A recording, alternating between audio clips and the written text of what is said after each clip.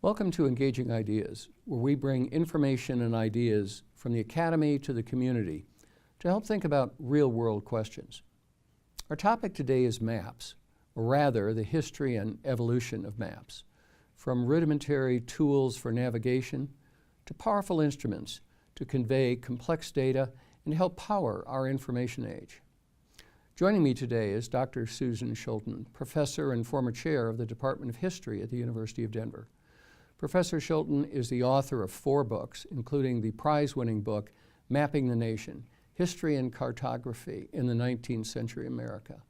In her new book, just being released, A History of America in 100 Maps, it's published this year by the University of Chicago Press and the British Library Press. I got a sneak preview, and it's a marvelously interesting work. In addition to her books, Professor Schulten has published over 50 articles and book chapters, including a New York Times series of articles on the geography of the Civil War, as well as a series of maps and history for the New Republic. She's a frequent speaker and contributor on public history. Professor Susan Schulten, welcome to Engaging Ideas. Thank you for having me. Susan, you're a historian, and a highly regarded one, if I may say so. Yet when I think of history and historians, what comes to mind are writings, books, papers, articles.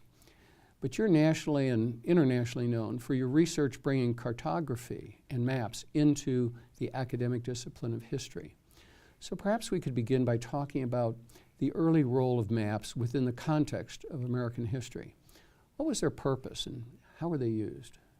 Well, if we're speaking about the American context, the earliest role and use of maps was for navigation. We have an excellent example in front of you here. This 1490 map captures the way Europeans understood the world prior to the discovery of the Americas. So you can see the world consists of Africa, Europe, and Asia. Of course, there's an entire hemisphere missing here, but it's that absence that drove Christopher Columbus to believe that it would be faster and more efficient to sail directly west from Europe to reach the Orient, where everyone wanted to be, rather than going, as others had tried, around the Horn of Africa. And so a map like this can convey to us a moment in time, and it can also remind us of the tremendous role that maps had in navigation and discovery in the 15th and 16th centuries. So what do these early maps tell us from a historical point of view? Are they just about navigation? Well, yes, in the earliest realm of American history, maps matter for navigation. But they also are documents that, by capturing a moment in time, capture a rich series of relationships and power dynamics that sometimes get lost in later narratives. For instance, if you look at the next map, it doesn't quite look like a map at all for us today. But it was made by a tribal chief, a Native American tribal chief in the Southeast. The best research tells us it was probably a Cherokee, who was trying to advance the interests of his particular tribe with the colony of South Carolina. If you try to understand the map less as an absolute representation of space and more as a representation of power, it begins to unlock some interesting information. The circles on the map represent the different tribes of the Southeast. The size of the circle corresponds to the power of that particular tribe. And the best research shows us that this was a tool for the Cherokee leader to try to negotiate an exclusive trade arrangement with the governor of South Carolina. So at the far left of the map, you see the angled lines that represent Charleston. And in the lower right, you see the angled lines that represent the colony of Virginia, which was South Carolina's rival in terms of trade. So what was happening here is that that tribal chief was trying to convey a sense of the advantages that would be conferred on Charleston if they arranged to trade deerskin exclusively with the Cherokee tribe. So maps provide a kind of a window into the culture at a particular point in time, which leads me to a couple of questions. Why is that important, and where does it lead? Can you give us some examples in that regard? Sure. I mean, for me, one of the things that makes these uniquely valuable is that they remind us that nothing is inevitable. For instance, in this Native American map, we can see that the power dynamics between the French, the English, and these various tribes were highly fluid in the early 18th century. It wasn't necessarily inevitable that the British would come to dominate the American colonies. But you can also find ways that these maps inadvertently convey information that might otherwise not have been intended. The next map we're going to look at is about 100 years later. It's a map from 1853 at the height of immigration by Germans and Irish to the United States of America. This map was part of a vast literature meant to guide those immigrants to different destinations. So at the upper right, you see the points of origin in Europe and the travel routes across the Atlantic. And if you zoom in a little bit onto just the United States, you can see, of course, this is a German language map, but it is guiding those immigrants to various destinations within the United States. On one level, then, it shows immigrants where opportunities are. But if you pay attention to what opportunities it's showcasing, you begin to see that it uncovers dynamics very much at work on the eve of the American Civil War. So for instance, in blue, we have canals. In red, you see emergent railroads. And then step back for a minute and look at all the networks that are beginning to connect those cities in the Northeast with the emerging Midwest. Part of what's going on during the Industrial Revolution and the Transportation Revolution with canals and railroads is that those Northeastern markets are beginning to integrate with the Midwest. If you look further south, notice how few cities are being marketed as destinations for those immigrants. Mm-hmm. Of course, this is an economy dominated by slave labor. Mm-hmm. There is very little opportunity for immigrant labor in that context.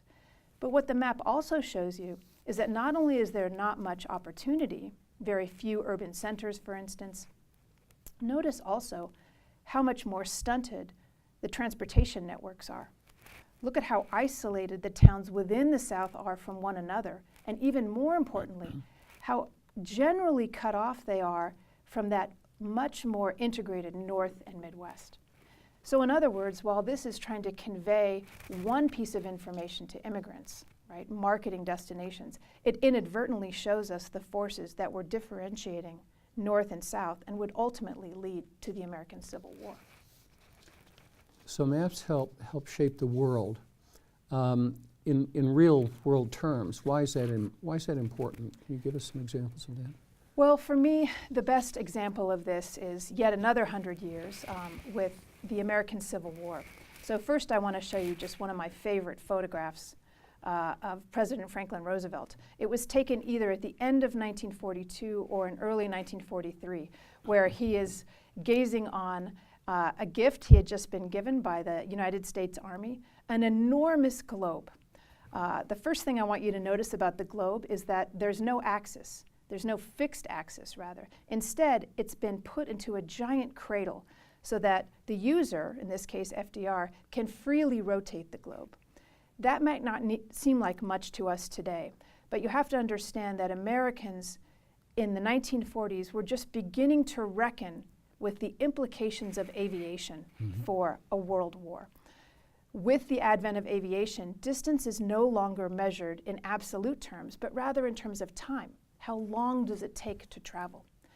FDR understood that the war would have everything to do with this new concept of global geography. And so in his countless fireside chats to the American people about the strategy of the war, he repeatedly asked them to take out a map, or even better, a globe, so they could understand his attention to the Indian Ocean, or to Greenland, or to the Mediterranean, much of which mystified Americans who'd been brought up thinking about the world on a flat sheet of paper. Right. So if you take a look at the next map, it's very much in the spirit of that globe. It's designed by an artist, not a cartographer, for the mass market magazine Fortune, which was a large glossy magazine in the 1940s.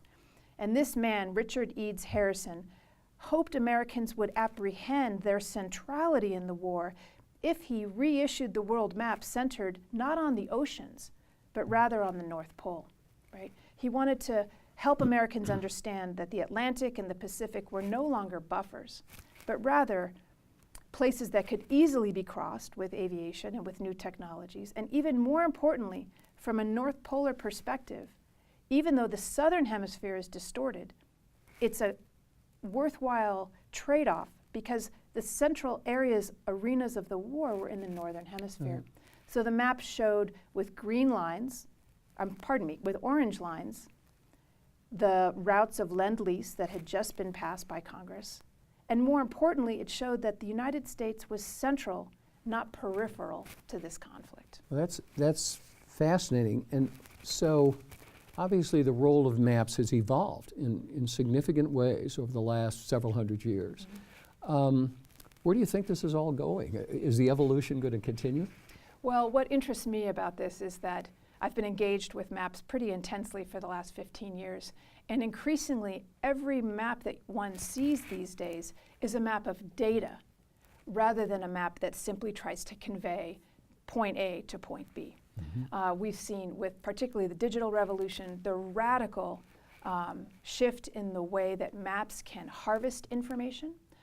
They can become analytical tools. So we see this in terms of integrating what's the relationship between one's voter preferences and one's consumer preferences.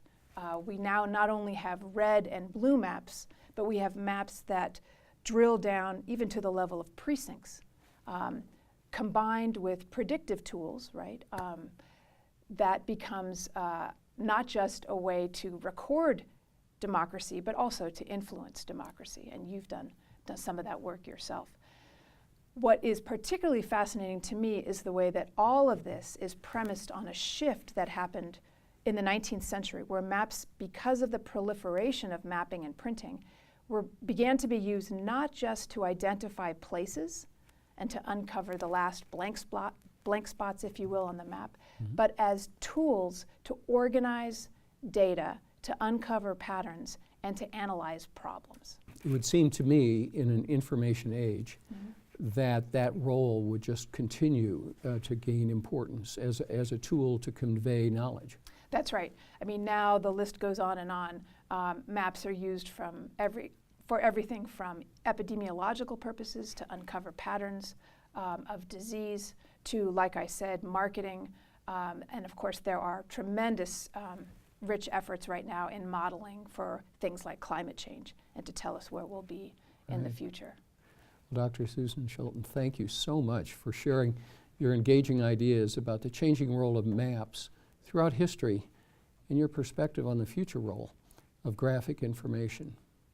I hope you'll join us in the future as we bring more engaging ideas from the Academy to the community. I'm Jim Grismer. Thank you for watching.